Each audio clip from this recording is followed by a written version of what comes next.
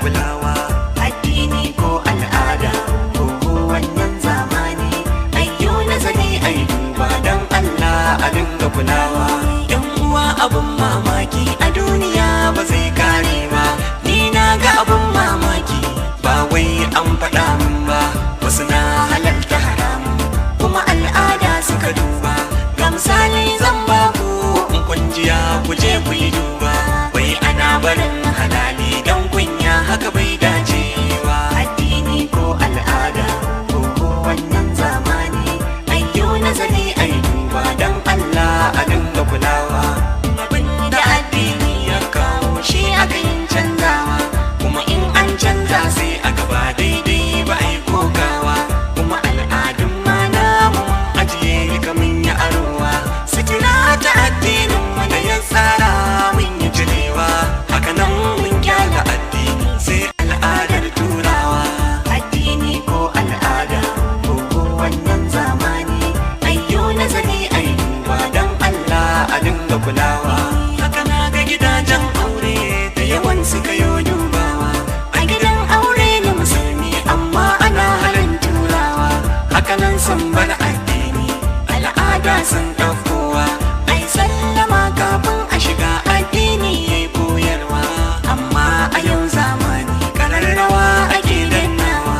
Addini ko al'ada ko wannan zamani, ayyo nazari ai duba dan Allah a dinga kulawa.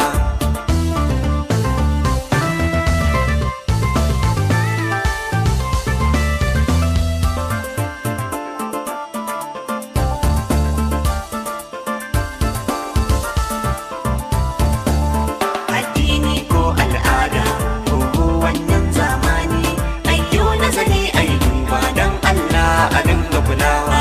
A cikin al'ada jam'i ai shine mafi rikitarwa. Wai idan za ka yi aure, auren ma ka yi dubawa. Ba duban addini ba, wai al'ada ake dubawa. Mai farar kafa da baka haka al'ada dai tsarawa. Sun ce mai bakar kafa wai da talauci ta kan yi tahowa. Addini ko al'ada ko wannan zamani, ayyo nazari ai duba dan Allah a dinga kulawa. Komai da za mu yi jumla addinin mu yayi tsarawa, yadda za mu sa suturar mu addinin mu yayi koyarwa. Da abincin da ya halatta addinin mu yayi nunawa. Tsakanin ɗa da iyaye mata miji an yi tsarawa. Kada al'ada ta fi ƙarfin addini mu dinga kulawa.